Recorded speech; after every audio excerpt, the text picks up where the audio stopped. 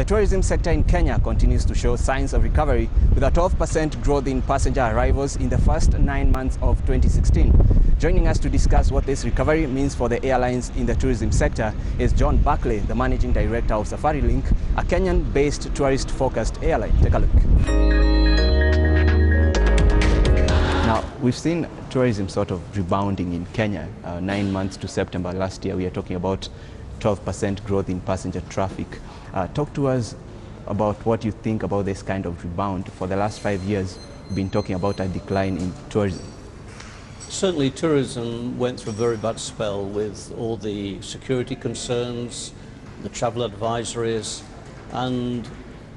but last year, 2016, we were up 20% on the previous year, 2015, and already January this year, our advanced bookings are showing 22% up on January 2016.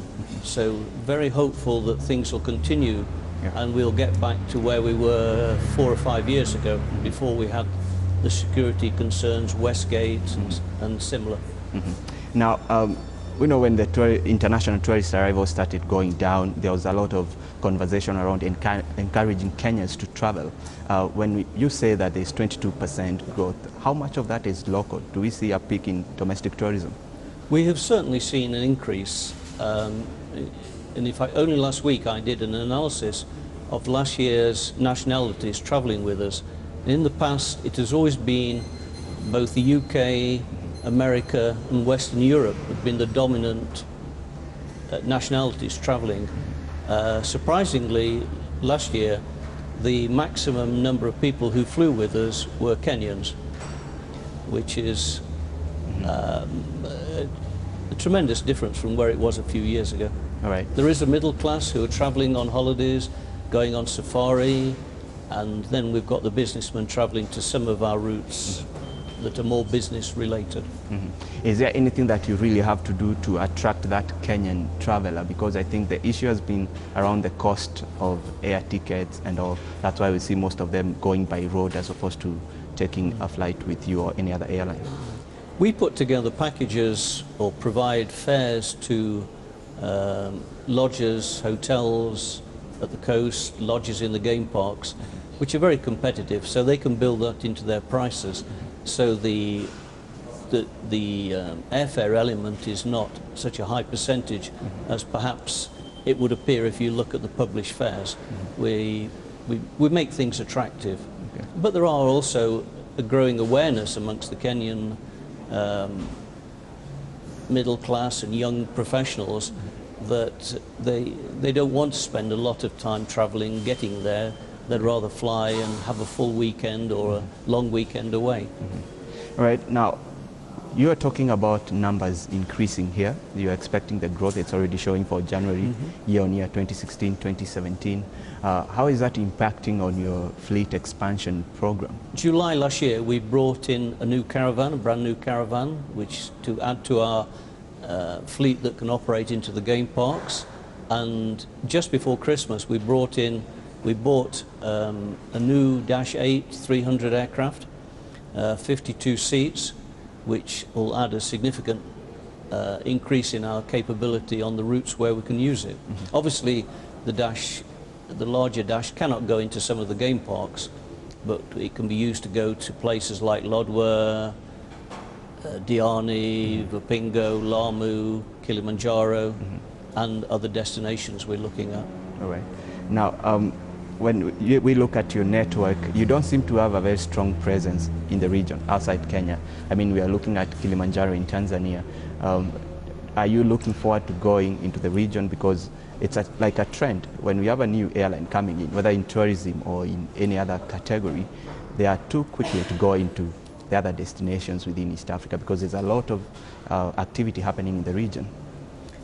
Yes, you have to remember where we came from. We were very specific when we set up in 2004 that we were going to be the premier safari airline in Kenya, and I think we've achieved that. Competing on a regional basis means you're competing against the big boys, the Kenya Airways, Air Rwanda, and you've got to be looking at larger aircraft, and that requires deep pockets to fund them. So we're looking still for some of those regional routes, but the niche routes that we can operate using the turboprop aircraft, because primarily we will still want to be based at Wilson Airport because it's so convenient for the travelling public. All right, talk to us about some of the destinations that you're looking forward in the region to get into. One we've done a study on is Zanzibar, which fits into our tourism portfolio, if you like to call it that. And we've also looked at Rwanda, Kigali, because that again has a lot of people travelling over there, doing a safari in Kenya, then going to the gorillas in Rwanda as well. So those are two that we're looking at to use with the new aircraft.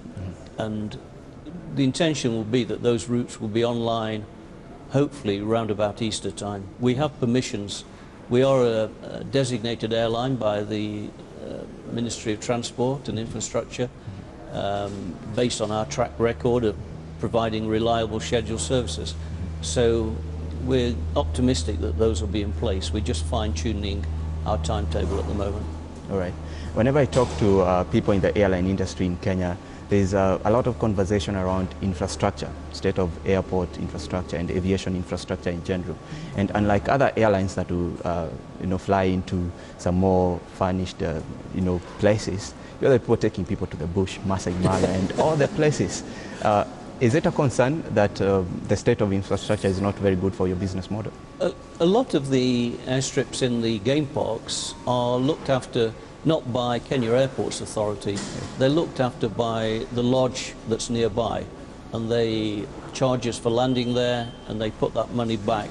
And if we have a problem, if it's deteriorated for stones showing which could cut the tyres, then we speak to the lodge manager, our operations do, and we have a good relationship with most of them, and they do the work necessary because they know it's in their interest to keep that airstrip in good condition.